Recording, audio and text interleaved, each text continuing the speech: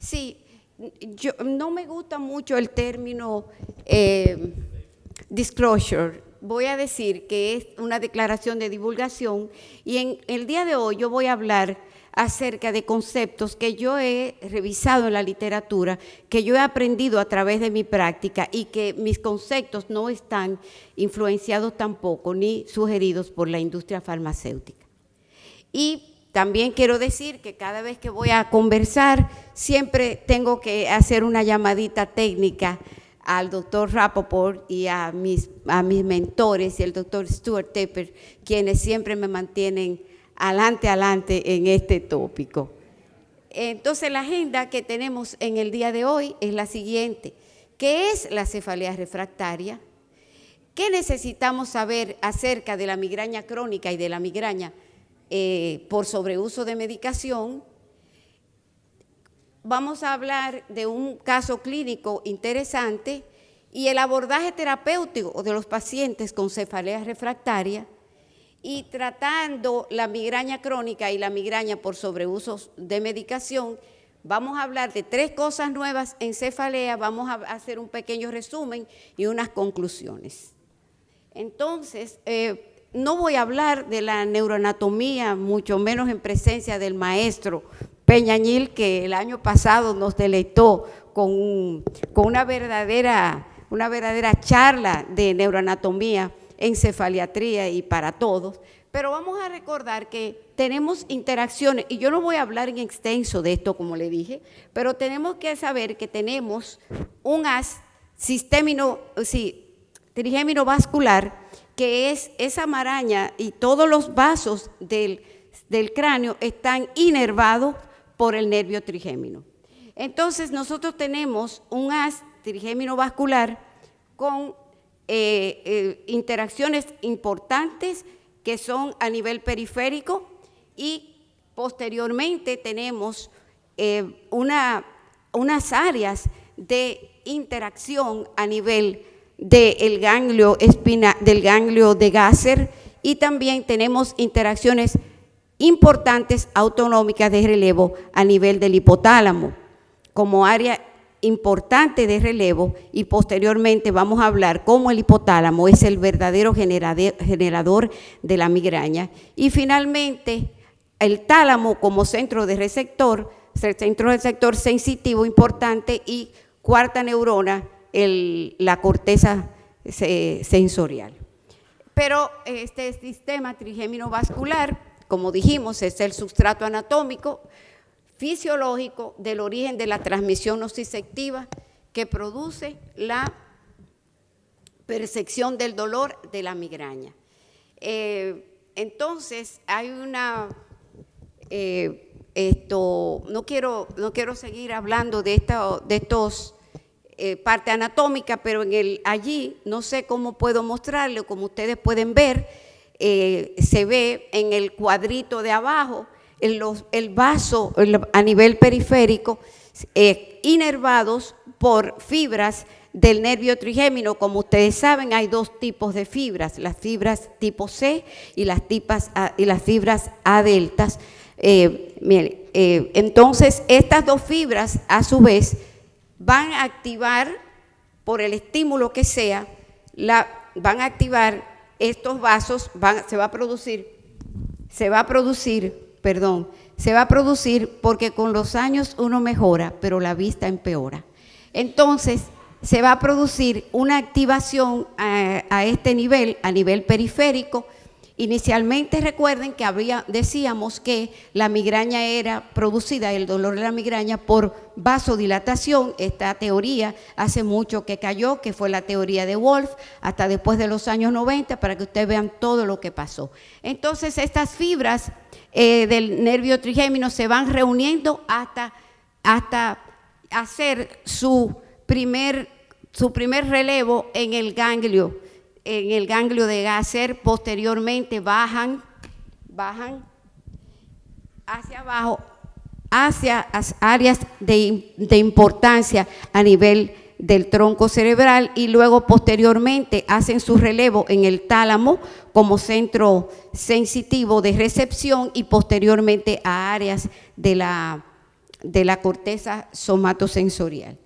Entonces, lo interesante es saber que existen cambios, los cambios que ocurren durante la migraña. Y entonces el grupo alemán, por un mes, consiguieron una paciente verdaderamente alemana, tenía que ser, porque a una dominicana usted le dice que vaya todos los días, una migrañosa crónica, con dolor de cabeza todos los días, a una misma hora, sin tomar analgésicos, para saber qué pasa, qué cambios ocurren a nivel de su cerebro, y hacer una resonancia magnética es un poquito difícil, porque te va a decir no, porque realmente te estaba lloviendo, porque yo no pude llegar, pero entonces estos trabajos nos dieron lo siguiente, que durante un ataque de migraña había una activación a nivel de la parte anterior del hipotálamo.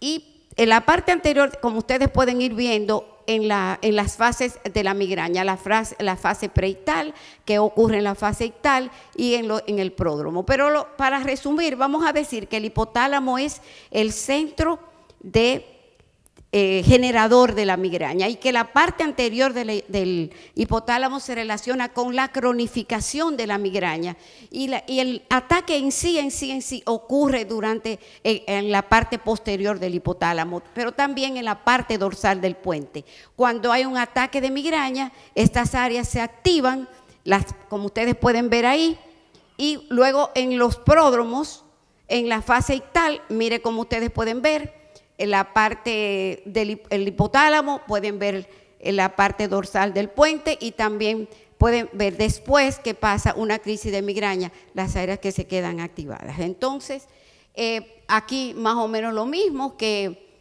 esto, como ustedes pueden ver, cómo se activa el hipotálamo, la sustancia gris periacueductal y la protuberancia dorsal. Entonces, vamos a ver qué es refractario en medicina. Mi tema de hoy es migraña refractaria. Refractario en medicina es una persona, es una enfermedad o un tejido enfermo que no responde a tratamiento. Intratable es difícil de tratar o controlar, o es un dolor intratable.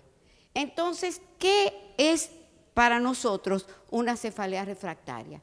En la mayoría de los pacientes que tienen cefalea refractaria tienen un diagnóstico de migraña crónica o un diagnóstico de migraña por sobreuso de medicación. Y algunos le llaman migraña crónica refractaria, pero creo que en la actualidad, Karina, quizás se está quitando la parte de refractaria con las nuevas drogas, con el advenimiento de las nuevas drogas. Entonces, la mayoría también tienen ese diagnóstico de migraña por sobreuso de medicación o medication overuse headache, o sea, MO, porque una vez alguien me preguntó qué es MO, entonces por eso le hice así. Entonces yo voy a presentar los criterios diagnósticos para la migraña crónica y para la migraña por sobreuso de medicación.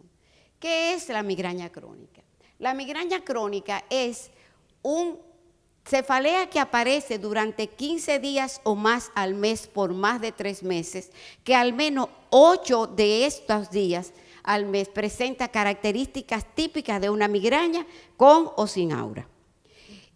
Los criterios diagnósticos según la IHS es una cefalea que puede ser tensional o puede ser migrañosa, por un periodo de más de 15 días al mes, por más de 3 meses, que cumple los criterios B y C, es decir, una cefalea de 4 a 72 horas, no tratados o tratados sin éxito, y una cefalea que presenta al menos 2 características de que sea unilateral, pulsátil, de intensidad moderada o grave, o que empeore con la actividad física.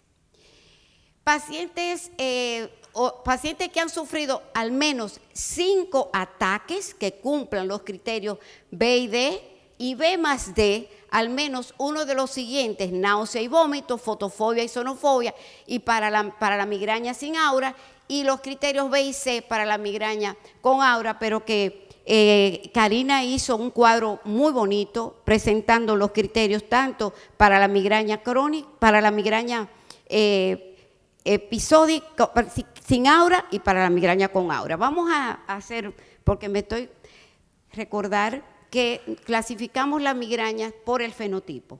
con aura o sin aura, y por el tiempo, crónica o episódica. Crónica, más de 15 días, episódica, menos de 15 días. Cefalea de corta duración, menos de 4 horas. Cefalea de larga duración, más de 4 horas. Entonces, lo importante que no sea atribuible a ningún otro tipo de trastorno neurológico. Entonces, yo quería hacer esta pregunta: ¿cuál es la prevalencia de la migraña crónica en la población? Y esto es para el público. Déjenme hacerle una historia. Yo llamé a las personas muy proactivas, jóvenes de la sociedad, la doctora Candelario, la doctora Castillo, llamé para que me ayudaran a hacer esto con el sistema. Bueno, pues entonces no pudimos, pero no les voy a decir por qué. Bueno. Entonces, ¿qué dicen ustedes? Como no tenemos el sistema para contestar, este parte del tercermundismo, pero naturalmente maravilloso todavía, ¿qué pueden responder? ¿Cuál es la prevalencia de la migraña crónica en la población?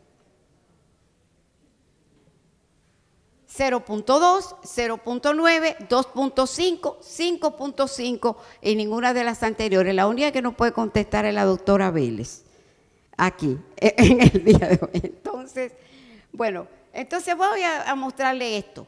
Yo llamo a mis amigos de los cefaliatras y le pregunto a Fidel Sobrino: Fidel, como ustedes pueden ver ahí en ese WhatsApp, ¿cuál es que yo le pregunto, la migraña crónica, cuál es la prevalencia en Colombia? Y me dice Fidel, migraña crónica 7.5 y migraña global 14.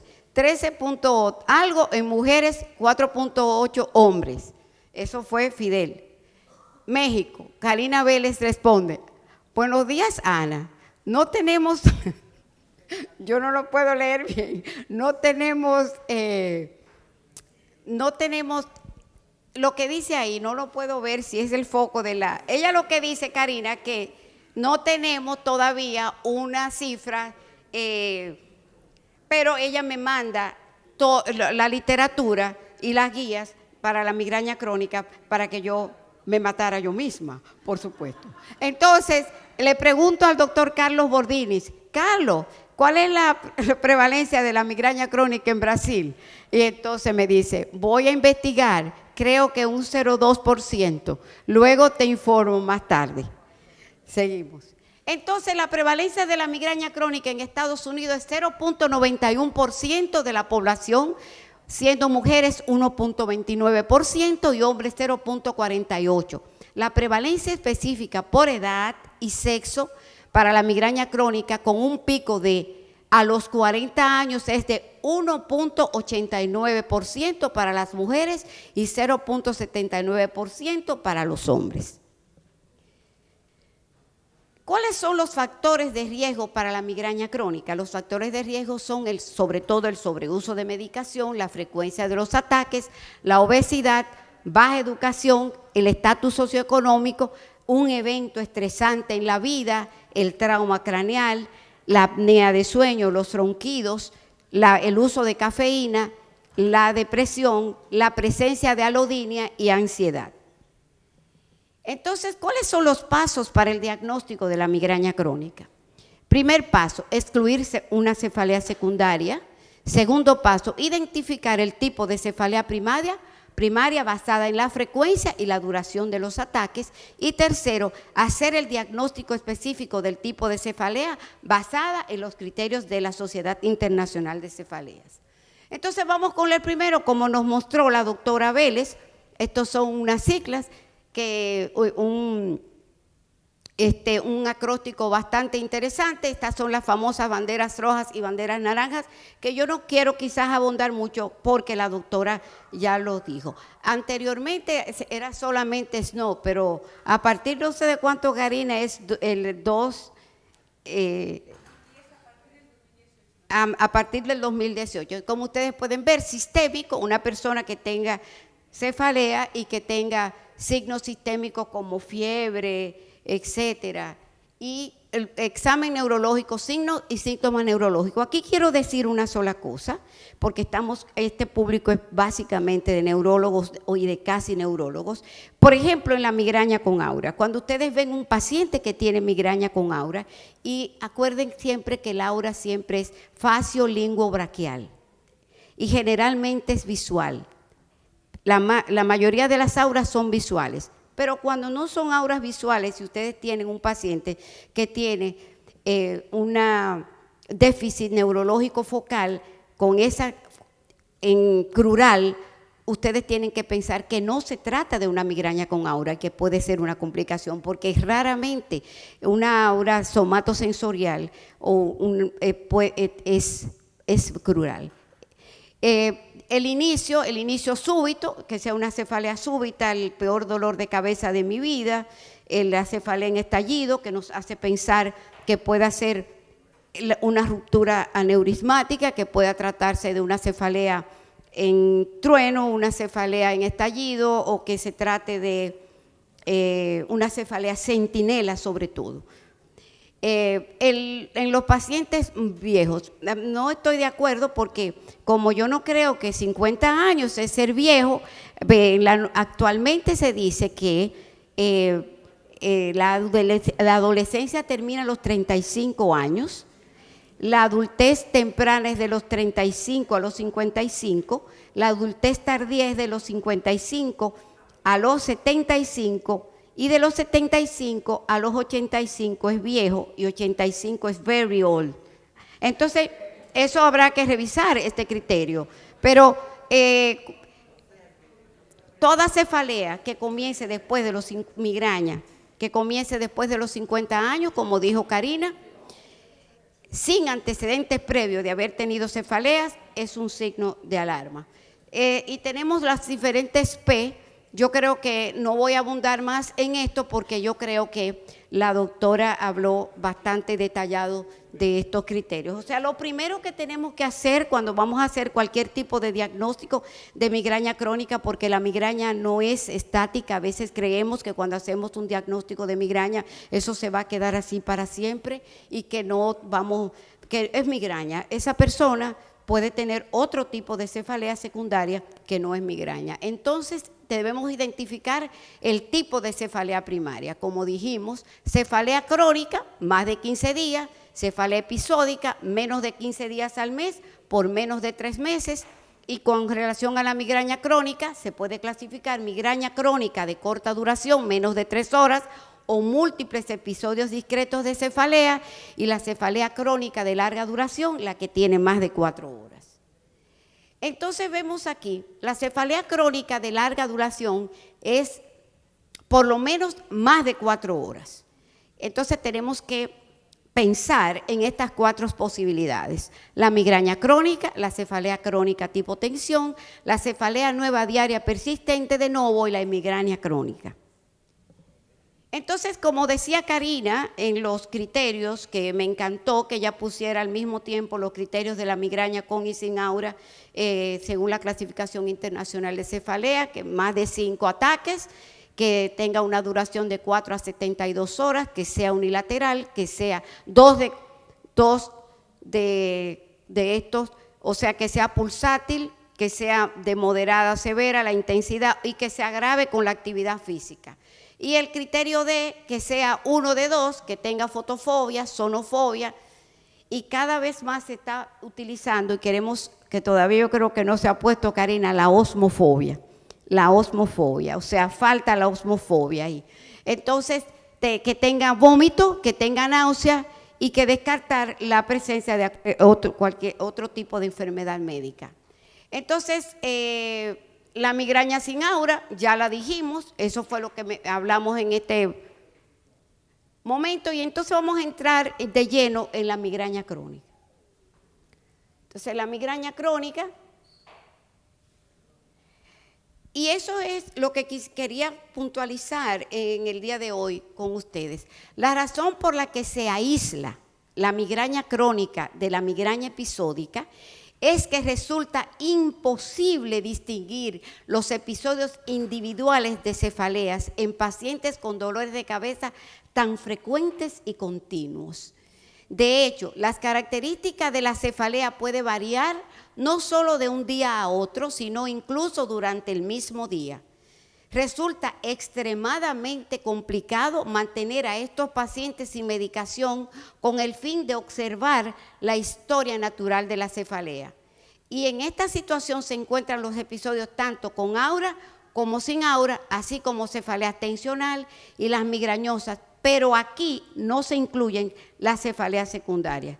Eso quiere decir que usted tiene dolores de cabeza diario o casi diario y que usted le dio COVID, usted no puede incluir ese tipo de cefalea, o le dio gripe, o le dio cualquier otro tipo de cosa. Y la caracterización de la cefalea recurrente frecuente precisa la elaboración, por supuesto, de un diario de cefalea en el que se registre toda información de dolor, los síntomas acompañantes, y eso por lo menos un mes. Yo particularmente en mi trabajo que hago de cefalea no trato ningún paciente que no sea capaz de llevar un diario, porque cuando vienen al seguimiento yo no sé lo que estoy tratando y tengo cada vez que comenzar a educarlos a cómo se puede llevar el diario, y a veces ellos no quieren usar el papel o no quieren usar una aplicación, entonces ustedes le dicen, bueno, utiliza aunque sea una funda de esa funda de supermercado, de esa funda, y así quizás lo hacen mucho más fácil. Debido a que la cefalea, esto es muy importante, debido a que la cefalea tipo tensión se engloba en los criterios de la migraña crónica, este diagnóstico se excluye de la cefalea,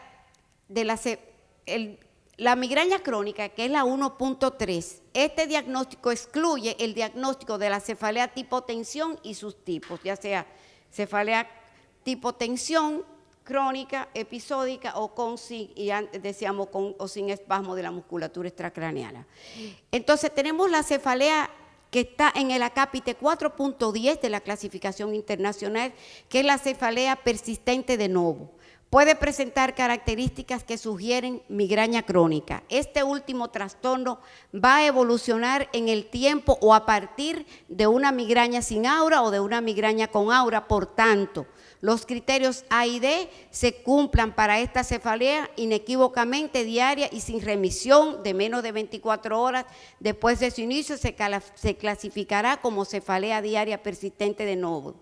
Y cuando no se recuerda o es incierta la fecha de comienzo, será migraña crónica. Quiere decir que un paciente que venga, que diga que tiene dolores de cabeza diarios o casi diarios, o tiene más de 15 dolores de cabeza por mes, pero ese paciente que te dice, doctora Robles, mi paciente me comenzó el 16 de agosto del 2023 y todavía no se me ha quitado. Ese es el paciente que ustedes van a diagnosticar de cefalea crónica de novo, la cefalea nueva diaria,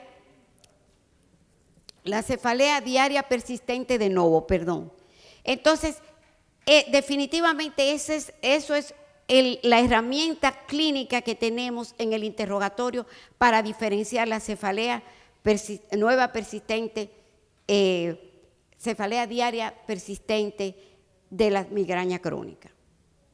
Entonces, la causa más habitual de la migraña crónica es el sobreuso de medicación, tal como se define en el acápite 8.2 de cefalea por sobreuso de medicación. Importante que es que el 50% de los pacientes que aparentan padecer una migraña crónica vuelven a su subtipo de migraña episódica después de la privación del fármaco. Dichos pacientes estarán incorrectamente diagnosticados como migraña crónica. Es decir, que si tú tienes un paciente que tiene migraña crónica, como lo dice ahí, el ir y venir de crónica episódica, y recuerden que esto no es una entidad estática. Del mismo modo, muchos pacientes que parecen estar abusando de medicación no mejoran después de la privación o suspensión de los medicamentos. El diagnóstico de cefalea por sobreuso de medicación podría ser inapropiado. suponiendo que la cronicidad del trastorno producido por el abuso de medicación sea reversible. Por lo tanto, a los pacientes que cumplan los criterios tanto para la migraña crónica como para la cefalea por sobreuso de medicación, se le deberían asignar ambos diagnósticos. Después de la supresión de la medicación sintomática, la migraña volverá al tipo episódico o bien seguirá siendo crónica. Entonces se podrá considerar el diagnóstico y en el último caso el diagnóstico de cefalea por sobreuso de medicación se podría anular. Vamos a hablar un poquito de la cefalea por sobreuso de medicación. Entonces es importante hablar siempre de la historia. Los países y las sociedades que no respetan la memoria histórica de lo que hacen las cosas están destinados a desaparecer. Entonces hay que recordar al doctor Kurdov, Ischler y a nuestro mentor, el doctor Rapoport, que hizo este reporte, cefalea de rebote, y en esa época era que yo precisamente ese trabajo lo discutimos en el Hospital Gautier y yo le dije a mi maestro, yo voy a conocer a ese señor, y así fue. Entonces este señor, mírenlo aquí, el doctor Kudrov, que se hizo la primera publicación de cefalea por sobreuso de medicación usando un estudio prospectivo con un grupo control, y estaba publicado este trabajo como Analgesic and Headache. Entonces, ¿cuál es la epidemiología de la cefalea por sobreuso de medicación o MO, Medication Overuse Headache? Entonces, ese estudio que nosotros conocemos, lo que estamos en este medio, se llama el estudio Hunt, estudió unos cohortes basado en la población longitudinal de Noruega. Se hizo un seguimiento de 11 años de 26.197 respondedores para un 63% de 41.766 elegibles, y la incidencia ha sido revisada en un solo estudio poblacional longitudinal. La incidencia es de 0.72 casos de cefalea por sobreuso de medicación por cada 1,000 personas por año, sin tomar en cuenta los casos que pudieron haberse resuelto durante 11 años. Yo quise mostrarles eso, más sobre todo para que vean cómo anda la cosa. Entonces, la prevalencia en la población general es de 1% a 2%.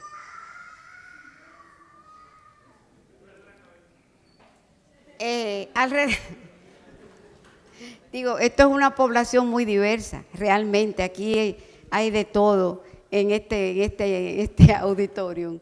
Entonces, alrededor de 59 millones de personas en todo el mundo tienen cefalea por sobreuso de medicación.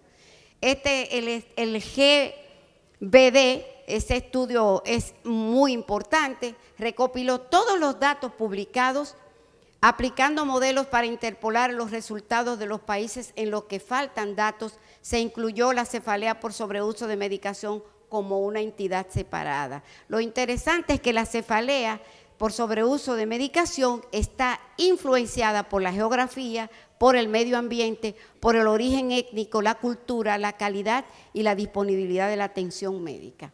Entonces, ¿cuáles son los criterios diagnósticos para la cefalea por sobreuso de medicación debido a triptanos o ergots?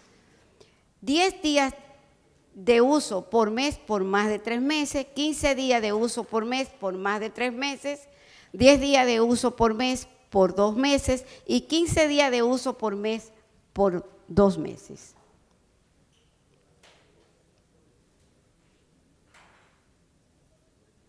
¿Cuáles son los criterios diagnósticos para la cefalea por sobreuso de medicación debido a triptanos o ergotamínicos? 10 días de uso por mes por más de 3 meses. La doctora lo mencionó en su ponencia. Entonces, tenemos esto, educación siempre. 11 días de dolores de cabeza por mes por uso de consumo de triptanos, 11 días, y recordar que sobreuso de medicación no es igual a cefalea por sobreuso de medicación. ¿Cuáles son los criterios diagnósticos para la cefalea por sobreuso de medicación?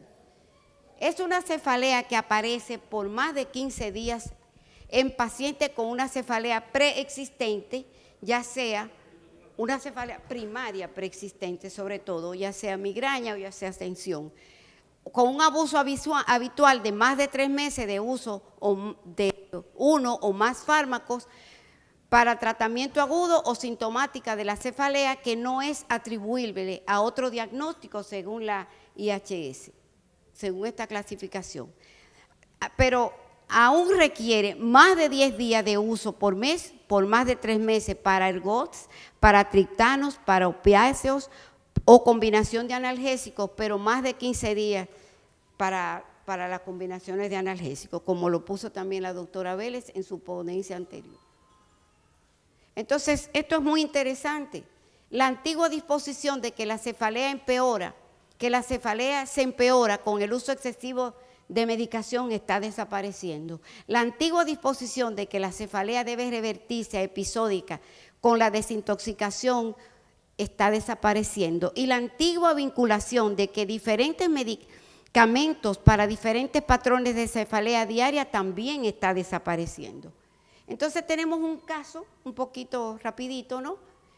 Tenemos una femenina de 45 años de edad, que es diestra, dentista, referida por un colega por cefaleas sin respuesta a tratamiento. Eran cefaleas episódicas que comenzaban en sus dientes, fueron aumentando en frecuencia y comenzaron a cronificarse y a hacerse diarias a mediados de sus 30 años de edad. Sus cefaleas eran diarias, unilaterales, derechas, intensidad 7/10, constantes y asociadas a náuseas y sin respuesta al tratamiento. Todos los estudios que se le hicieron, resonancia magnética, angioresonancia, se le hizo hasta una punción lumbar, se le hicieron electroencefalogramas, pruebas de laboratorio, todo fue negativo. Y ella trató con medicamentos over the counter, ella trató con AINES, triptanos y hasta opiáceos orales. Recuerden que nosotros estamos muy cerca de los Estados Unidos y entonces esa diáspora nuestra inunda este país con medicamentos como Fioricet, Fiorinal, Ascriptin, Myren. O sea, este país, aunque esos medicamentos no estén aquí, hay 1 millón y pico, más o menos, de dominicanos ausentes en Estados Unidos y también a ellos hay que tomarlos en cuenta, que influencian bastante con nosotros. Entonces, esta muchacha utilizó como preventivo dosis adecuadas de topiramato y hasta 100 miligramos amitriptilina, propanolol y toxina botulínica con protocolo PRIEM 3 veces y no se vio ningún tipo de beneficio y actualmente está sin medicación. Doctora, 32 minutos. Entonces, ¿qué es lo que vamos a hacer con este tipo de... Yo, 32 minutos. 5 minutos más, doctora. Muchas gracias. Ok. Obtén un historial clínico detallado y preciso. Haz un protocolo de diagnóstico correcto. Determina el estatus actual, es decir, las características del dolor, la calidad de vida, la discapacidad y el nivel de funcionalidad. Para eso usamos las escalas, para eso usamos los MIDAS. Crear un plan óptimo de manejo conductual médico y físico. Reconocer las ganancias relativas de la cefalea refractaria y el paciente refractario. Y sobre todo la educación. ¿Qué es lo mejor para un paciente con cefalea refractaria? Identificar sus factores que amplifican o exacerban sus dolores de cabeza, abordar los factores influyentes y desencadenantes, un apoyo educacional y visitas de seguimiento regulares, optimizar tanto el tratamiento agudo, preventivo y las combinaciones, y un abordaje sobre todo multidisciplinario. Pero aquí en Santo Domingo, un equipo multidisciplinario es uno acompañado de un grupo de guanajos que realmente eso es así. Aquí no hay eso aquí. El que diga que aquí hay equipo, eso no es verdad. Entonces, a pesar de que la ropa sucia se lava en casa, pero es verdad. Entonces yo quiero decir educación, apoyo y sobre todo tratamientos farmacológicos y no farmacológicos. Entonces, sobre todo hablar de los cambios del estilo de vida y que los pacientes manejen su tiempo. Eso es lo más importante, manejar el tiempo. Cuando ellos me dicen, yo no tengo tiempo para hacer ejercicio, yo le digo, yo tengo 24 horas, tú también. La única diferencia es que tú tienes que saberlo planificar, los diarios de cefalea, el uso de biofeedback y manejo del estrés. Yo uso con muchísima frecuencia el biofeedback, es el person to person. Terapia cognitiva conductual y técnicas físicas. Cuando yo le hablé a una paciente de terapia cognitiva conductual, ella me habló de que eso se llamaba chancleta en su época. Bueno, entonces las terapias adjuntas, los nutracéuticas como el magnesio, la riboflavina. Aquí están los diarios de cefalea. Yo iba muy oronda a mostrarle mis diarios de cefalea al doctor Rapoport y él me mostró yo no sé cuántas aplicaciones me dijo, bueno, eso está. Pero los pacientes que son millennials prefieren en mi práctica prefieren las aplicaciones y los pacientes que no son millennials prefieren escribir el diario. Entonces él está trabajando el Migraine Body, es el más que usamos aquí. Entonces, ¿cuáles son las opciones de tratamiento para la migraña crónica? Diagnosticar la migraña crónica, educar al paciente, gestionar expectativas de seguimiento cercano, examinar, hacer un plan de tratamiento, tanto preventivo como agudo, pero este está en discusión. Entonces, ¿cuáles son el mejor tratamiento para manejar la migraña crónica según la toxina botulínica con amitriptilina, la toxina botulínica con el propanolol, la toxina con el topiramato, la toxina botulínica sola, los anticuerpos monoclonales? ¿Qué opinan ustedes? Pero esta audiencia está muy... Lo que está de moda. No, lo que está. Entonces, tenemos que educar al paciente sobre todo lo que se llama la ciencia del rebote. Cuando vamos a quitar la medicación, lo que eso significa, yo en determinadas o muy puntuales ocasiones le he explicado, te voy a quitar los medicamentos, vas a tener los peores dolores de cabeza de tu vida, pero si tú no le dices eso y tú no lo apoyas con su empleador o con su familia o con su esposo o esposa, no vas a ver muy buen resultado. Entonces, detener la medicación ofensiva, usar las terapias puentes para tratar los síntomas durante la abstinencia, iniciar tratamiento preventivo transitorio, más intervenciones no farmacológicas apropiadas y establecer el tratamiento agudo limitado, eso es muy importante, y el seguimiento de cerca para tratar los síntomas agudos que van a aparecer. Entonces, los triptanos hay que disminuirlo lentamente,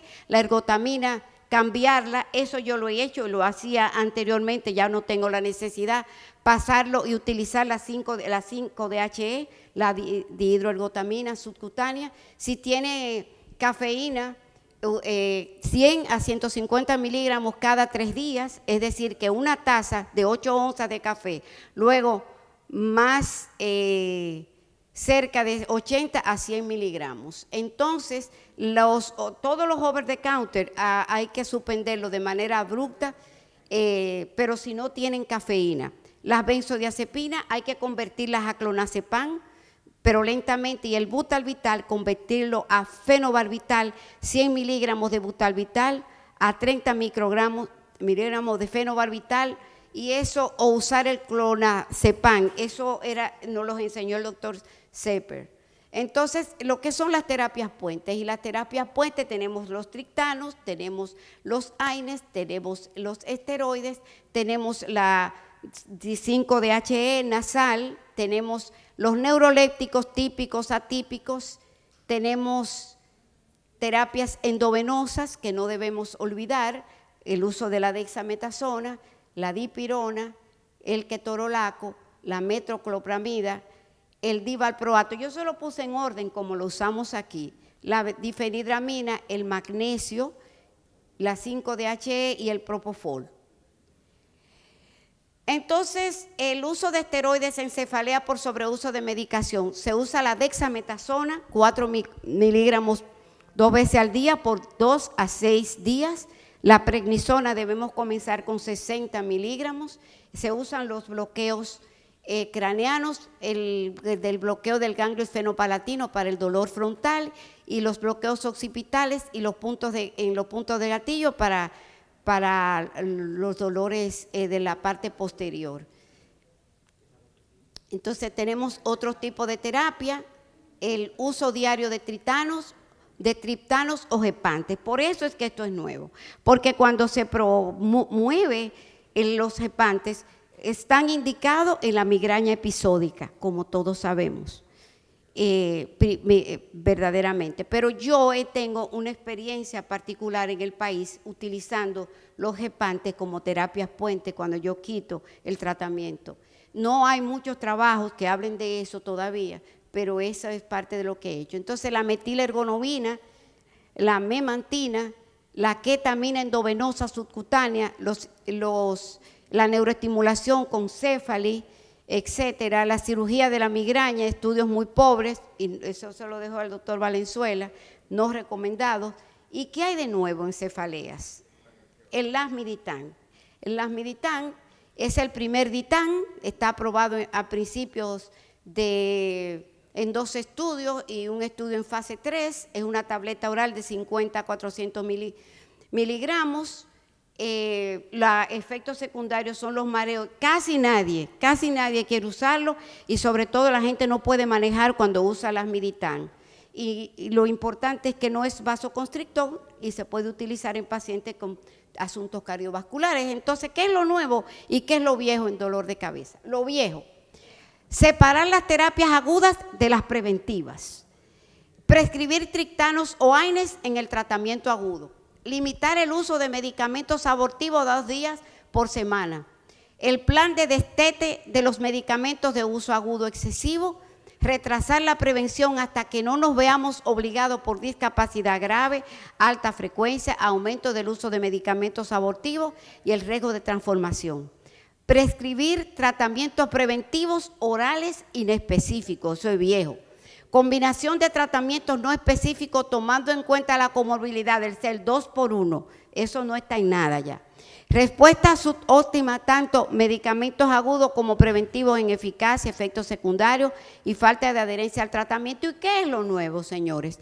Tenemos cambios en el análisis costo-beneficio debido a la alta eficacia y los efectos secundarios mínimos o nulos para tratamientos agudos y preventivos nuevos como son los gepantes. Los muros en las terapias agudas y preventivas se están rompiendo. ¿Por qué? Porque ya existen terapias, los gepantes, uno de ellos que está indicado tanto para tratamiento preventivo como para tratamiento agudo del dolor de cabeza. La prescripción de gepantes en el tratamiento agudo sin límites de tiempo y la frecuencia de uso. Antes decíamos, tú puedes utilizar un triptán no más de 2 veces por semana, pero los gepantes se pueden utilizar sin limitación de uso. El uso de tratamiento agudo temprano en las crisis sin efectos secundarios. Respuesta sostenida en 2 horas sin dolor, sin efectos secundarios. El uso de prevención específica de la migraña tempranamente en función al impacto y a la discapacidad. Optimizar los tratamientos dirigidos a migraña y a las comorbilidades, o sea, no combinar. Si usted es epiléptico, yo le voy a dar topiramato, le voy a dar divalproato. Si el paciente es epiléptico y es migrañoso, usted debe tratar la epilepsia. Si el paciente tiene asma, usted debe tratar el asma. Si usted, etcétera, etcétera, etcétera. No estar como haciendo el 2x1 como se intentaba hacer antes, tomando en cuenta las comorbilidades.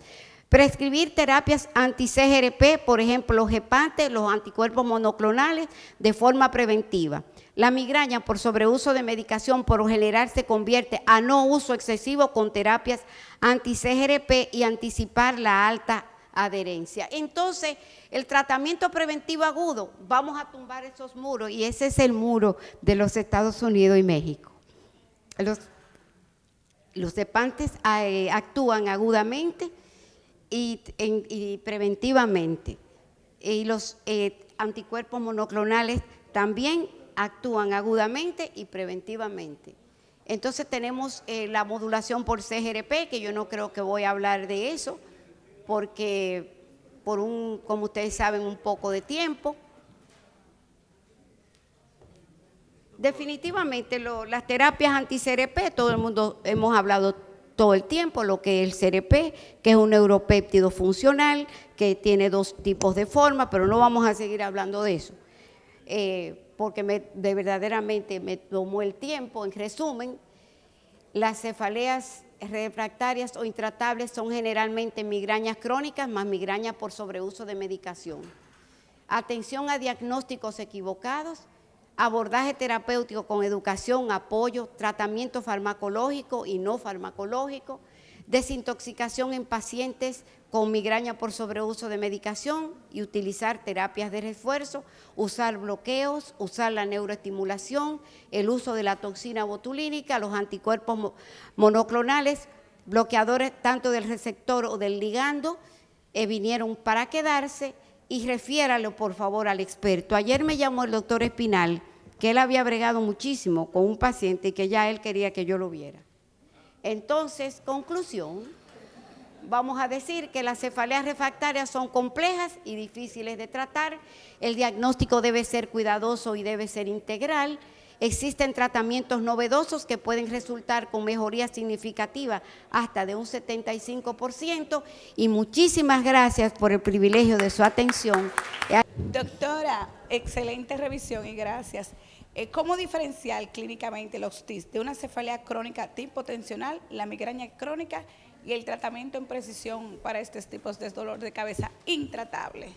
Excelente. O sea, el diagnóstico de la cefalea crónica tipo tensión y de la migraña crónica a veces son difíciles de diferenciar desde el punto de vista fenotípico, porque la cefalea crónica tipo tensión tiene y la migraña crónica no tiene los síntomas acompañantes como son fotofobia, sonofobia, y verdaderamente por el fenotipo a veces es difícil diferenciarlas. Entonces lo importante es la historia clínica y preguntarle al paciente si tuvo episodios previos de cefalea. Si fue un paciente que tiene una migraña crónica y no tiene un historial previo de migraña ni un historial de migraña, entonces podemos hacer el diagnóstico. Y con relación al tratamiento de la cefalea crónica, de la cefalea tipo tensión, verdaderamente lo mejor es los antidepresivos tricíclicos, en mi experiencia, y yo creo que en la literatura, y el uso de bloqueos intracraneales también funciona bastante bien, y por supuesto las terapias, los apoyos psicológicos y esas cosas. La doctora Vélez, si quiere participar en la respuesta, ella está aquí, la doctora Vélez, por favor, desde su asiento, para que esté más cómoda. Adelante. Totalmente de acuerdo contigo, Ana. Yo creo que para la cefalea tensional es los antidepresivos tricíclicos, y también me depende mucho de la comorbilidad. La mirtazapina es algo que utilizamos en México por los problemas de sueño. Y respecto a las diferencias en la tensional, también igual, o sea, la cefalea tensional, la mayoría de nuestros pacientes nos refieren mi dolor de cabeza normal. Esa es otra cosa, ¿no? Es que mi dolor de cabeza normal, que no amerita ningún medicamento, ningún fármaco, ¿no? Lo manejan así comparado con la migraña. Pero sí, totalmente de acuerdo con las respuestas.